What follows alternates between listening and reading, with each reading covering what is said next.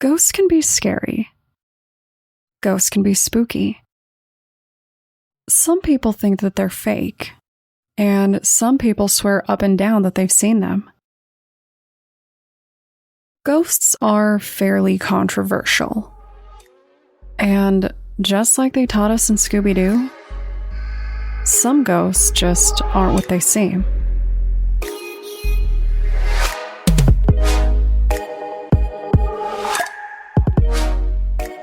My name is Brienne, and I'm the host and creator of Among the Dirt and Trees, a show where we explore true crime cases that occur out in nature. In today's episode, we're going to discuss the Hammersmith Ghost, a tale of terror, fear, and tragedy.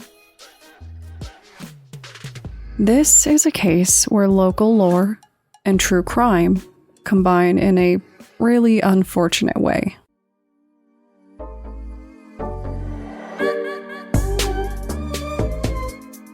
In 1804, misfortune befell the village of Hammersmith.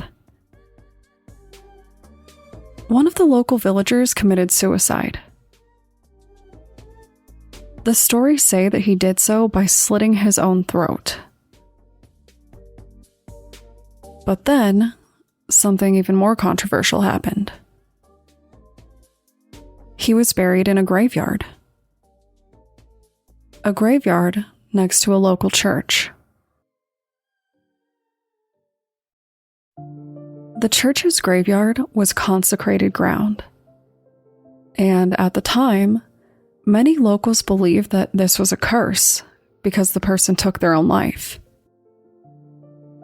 They believed that if their body was buried there, the soul would never truly rest and would be cursed to wander the earth.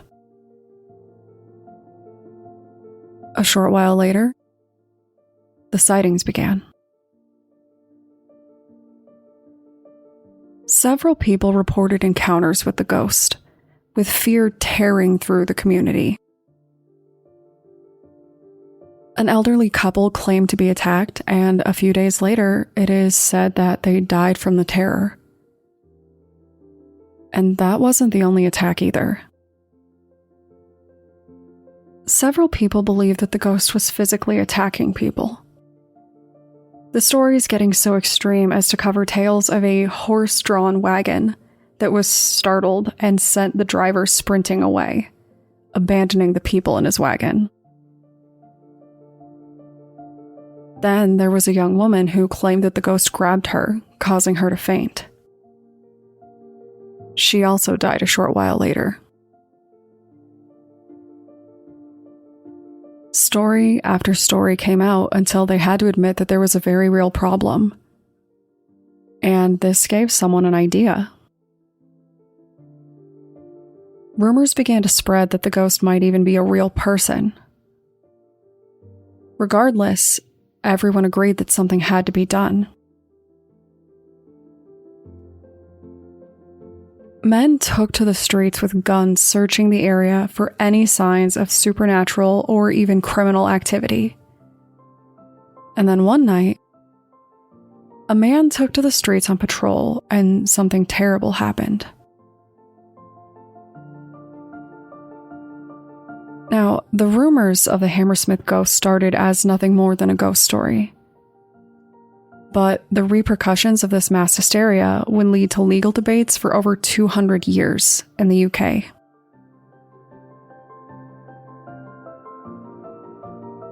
A patrolman named Francis Smith went out to walk the streets in search of the ghost one night.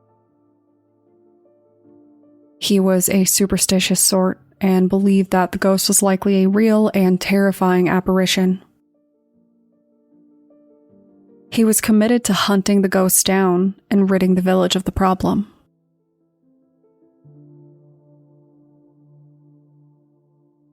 He was walking the streets alone when he saw something terrifying. There, in front of him, was a ghostly man dressed all in white.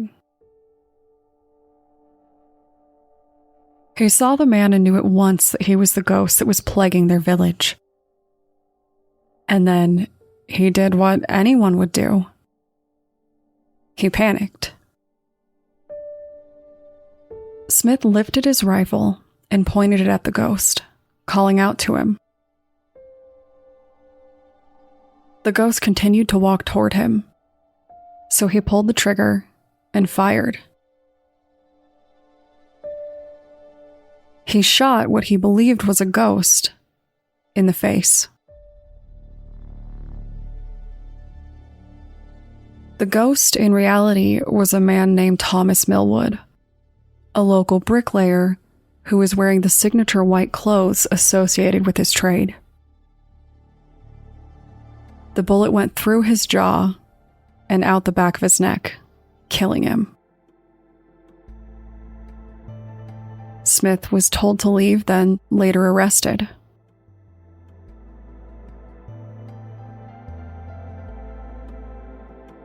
During the trial, a great deal of interesting information would come to light. Smith had character witnesses explain that he was not a malicious or violent person, and a lot of people went to bat for him and felt really bad for him.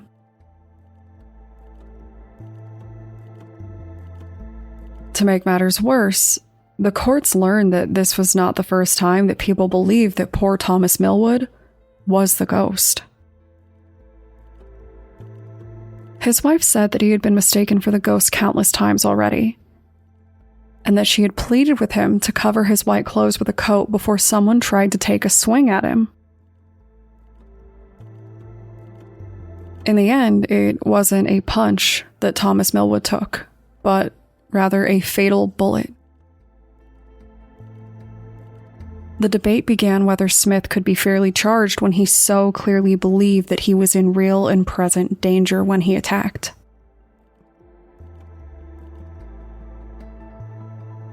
In the end, he was sentenced to death, but it was overruled by the Crown because of public opinion, and he was sentenced to 1 year in prison instead.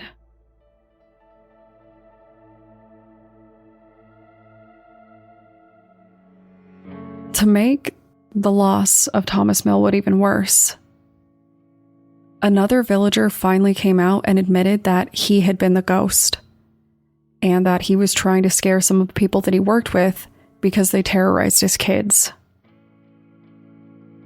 His actions led to another man's death. Ultimately, this case was used in subsequent cases to basically say that if someone holds a seemingly reasonable belief and acts on it, they can possibly be found innocent or at least not entirely at fault for their actions. But I guess we'll see how that changes throughout the years. So, if you want to discuss the very real consequences of scary stories, reasons why a gun that isn't loaded with salt is ineffective against ghosts, or the many ways that unusual cases influence laws around the world, feel free to contact me on Twitter or Instagram using the tag @datpod. Thanks, guys.